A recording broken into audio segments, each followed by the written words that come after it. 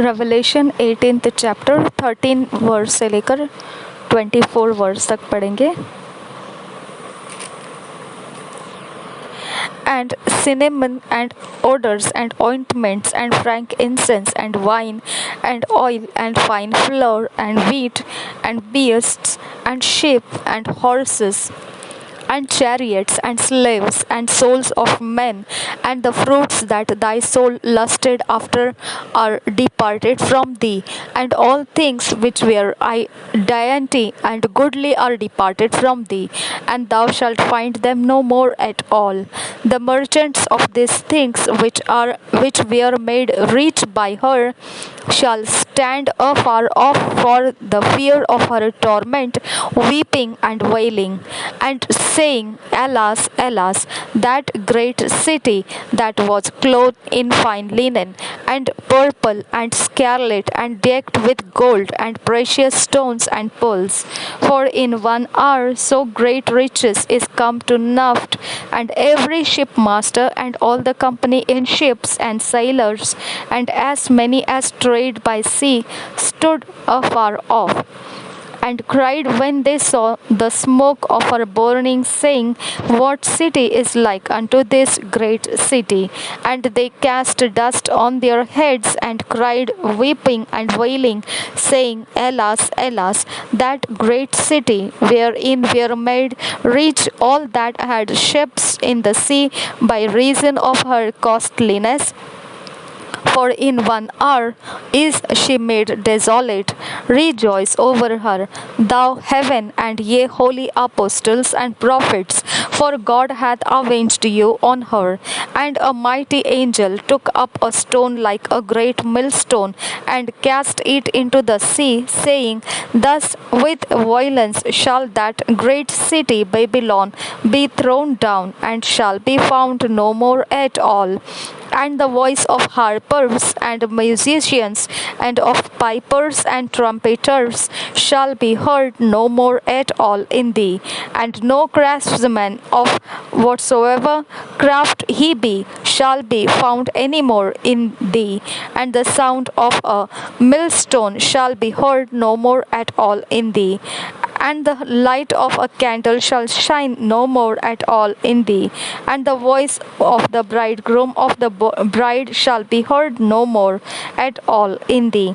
For thy merchants were the great men of the earth, for by thy sorceries were all nations deceived, and in her was found the blood of prophets and of saints and of all that were slain upon the earth.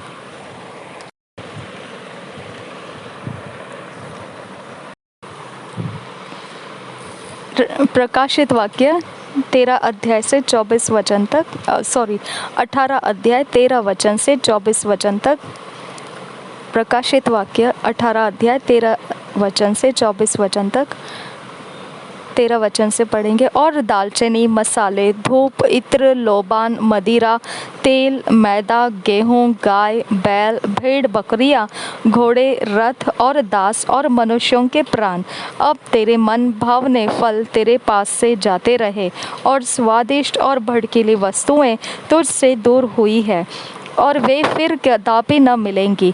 इन वस्तुओं के व्यापारी जो उसके द्वारा धनवान हो गए थे, उसकी पीड़ा के डर के मारे दूर खड़े होंगे और रोते और कलपते हुए कहेंगे, हाय हाय, यह बड़ा नगर जो मलमल और बैंजनी और लाल रंग के कपड़े पहने या और सोने और रत्नों और मोतियों से सजा था, घड़ी भर में ही उसका ऐसा भारी धन नष्ट हो गया। हर एक माझी और यात्री और मल्ला और जितने समुद्र से कमाते हैं सब दूर खड़े हुए और उसके जलने का धुआं देखते हुए पुकार कर कहेंगे, कौन सा नगर इस बड़े नगर के समान है, और अपने अपने सिरों पर धूल डालेंगे और रोते हुए और कलपते हुए चिल्ला चिल्ला कर कहेंगे, हाय हाय, यह बड़ा नगर जिसकी संपत्ति के द्वारा समुद्र के सब जहाज वाले धनी हो गए थे, घड़ी भर में ही उजड़ गया। हे स्वर्ग और हे पवित्र लोगों और प्रेरितों और भविष्यद्वक्ताओं, उस पर आनंद करो, क्योंकि परमेश्वर ने न्याय करके उससे बदला लिया है। फिर एक बलवंत स्वर्गदूत ने बड़ी चक्की के पाट के समान एक पत्थर उठाया और यह कहकर समुद्र में फेंक दिया, बड़ा नगर बेबीलोन ऐसे ही बड़े बल से गिराया जाएगा और फिर कभी उसका पता न चलेगा।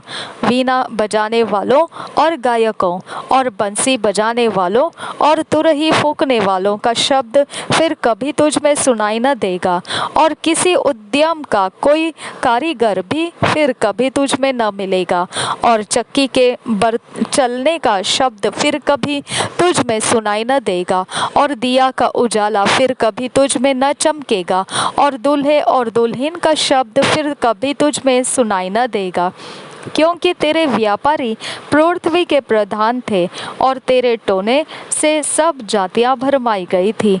भविष्यद्वक्ताओं और पवित्र लोगों और पृथ्वी पर सब घात किए हुओं का लहू उसी में पाया गया।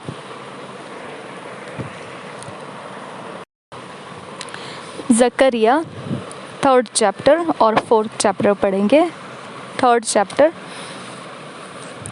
किंग्स जेम्स वर्शन में से। Under the type of Joshua the restoration of the church promised, Christ the branch is promised. First verse say, and he showed me Joshua the high priest standing before the angel of the Lord, and Satan standing at his right hand to resist him. And the Lord said unto Satan, the Lord rebuke thee, O Satan, even the Lord that hath chosen Jerusalem rebuke thee. Is not this a brand plucked out of the fire?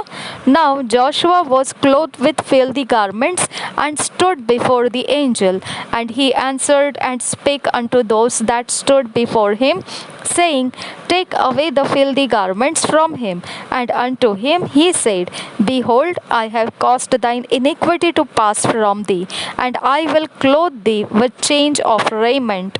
And I said, let them set a fair mitre upon his head.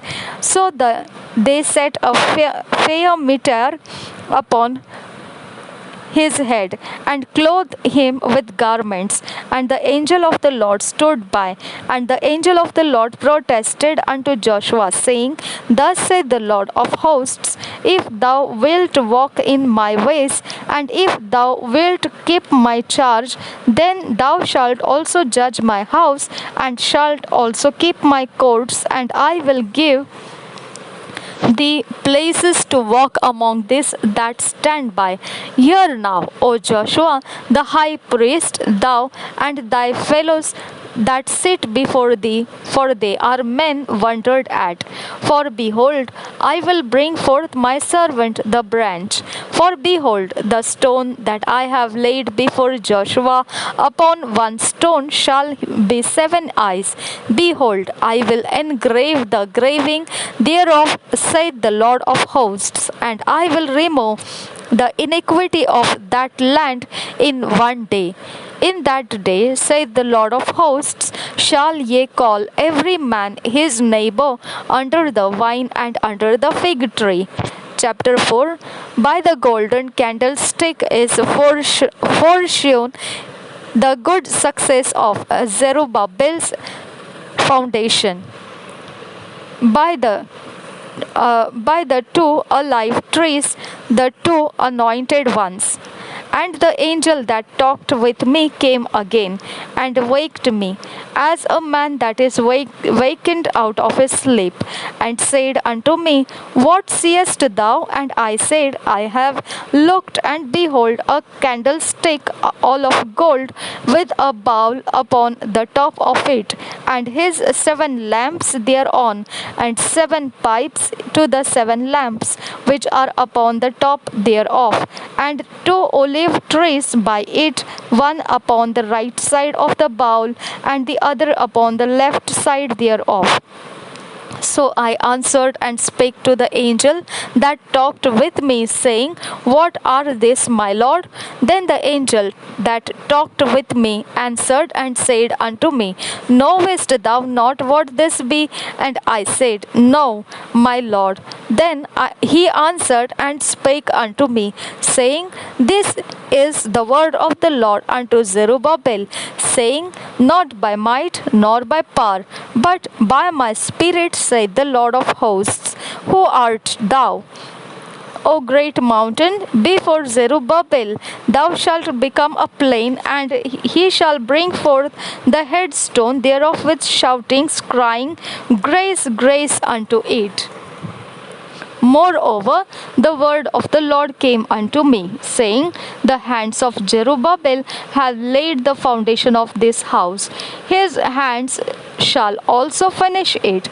And thou shalt know that the Lord of hosts hath sent me unto you. For who hath despised the day of small things? For they shall rejoice and shall see the plummet in the hand of Zerubbabel.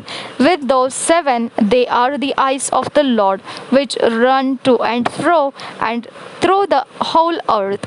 Then answered I and said unto him, What are these 2 olive trees upon the right side of the candlestick, and upon the left side thereof?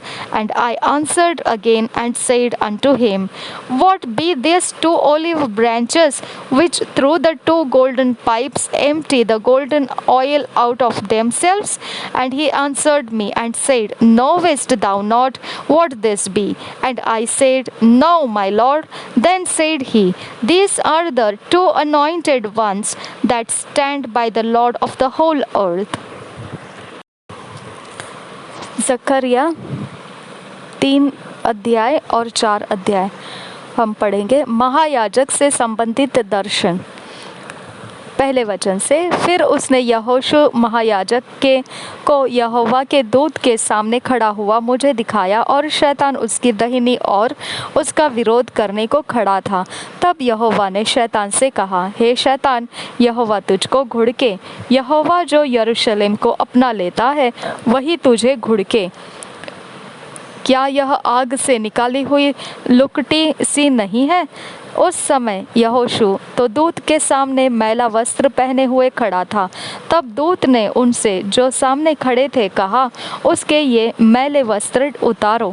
फिर उसने उससे कहा, देख, मैंने तेरा अधर्म दूर किया है और मैं तुझे सुंदर वस्त्र पहना देता हूँ। तब मैंने कहा, इसके सिर पर एक शुद्ध पगड़ी रखी जाए। अतः उन्होंने उसके सिर पर याजक के योग्य शुद्ध पगड़ी रखी और उसको वस्त्र पहनाए। उस समय यहोवा का दूत पास खड़ा रहा।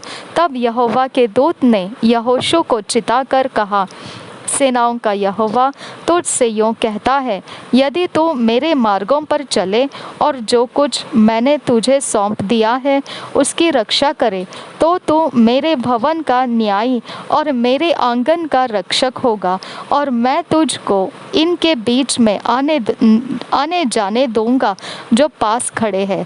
हे यहोशू महायाजक, तू सुन ले, और तेरे भाई बंधु जो तेरे सामने खड़े हैं वे भी सुने, क्योंकि वे मनुष्य शुभ शकुन है। सुनो, मैं अपने दास शाख को प्रकट करूँगा।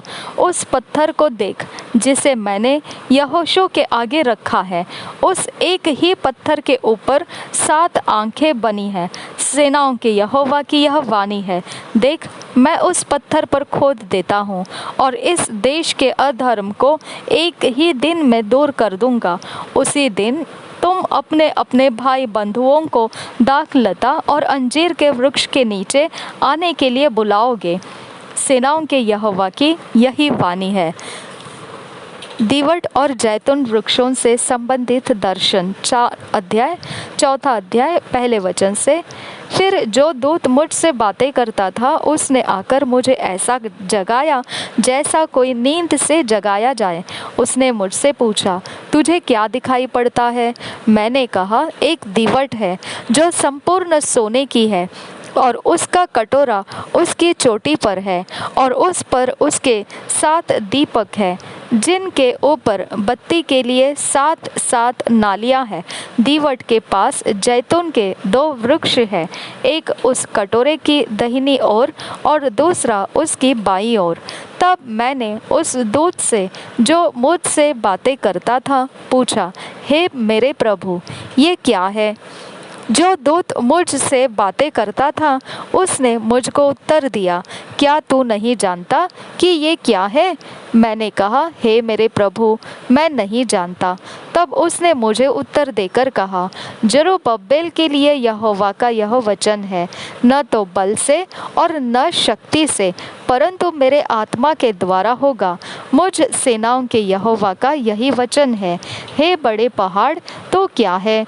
जरुब्बाबेल के सामने तो मैदान हो जाएगा और वह चोटी का पत्थर यह पुकारते हुए आएगा, उस पर अनुग्रह ही हो अनुग्रह। फिर यहोवा का यह वचन मेरे पास पहुंचा, जरुब्बाबेल ने अपने हाथों से इस भवन की नींव डाली है और वह अपने हाथों से उसको तैयार भी करेगा। तब तू जानेगा कि सेनाओं के यहोवा ने मुझे तुम्हारे पास भेजा है, क्योंकि किसने छोटी बातों का दिन तुच्छ जाना है। यहोवा अपनी इन 7 आँखों से सारी पृथ्वी पर दृष्टि करके साहुल को जरुब्बाबेल के हाथ में देखेगा और आनंदित होगा। तब मैंने उससे फिर पूछा, ये 2 जैतून के वृक्ष क्या है जो दीवट की दाहिनी बाईं ओर है? फिर मैंने दूसरी बार उससे पूछा, जैतून की दोनों डालियां क्या है जो सोने के दोनों नालियों के द्वारा अपने में से सुनहरा तेल उंडेलती है? उसने मुझसे कहा, क्या तू नहीं जानता कि ये क्या है? मैंने कहा, हे मेरे प्रभु, मैं नहीं जानता। तब उसने कहा, इनका अर्थ ताजे तेल से भरे हुए वे 2 पुरुष हैं जो सारी पृथ्वी के परमेश्वर के पास हाजिर रहते हैं। प्रभु यीशु हम सब के साथ बना रहे। आमीन, आमीन, आमीन।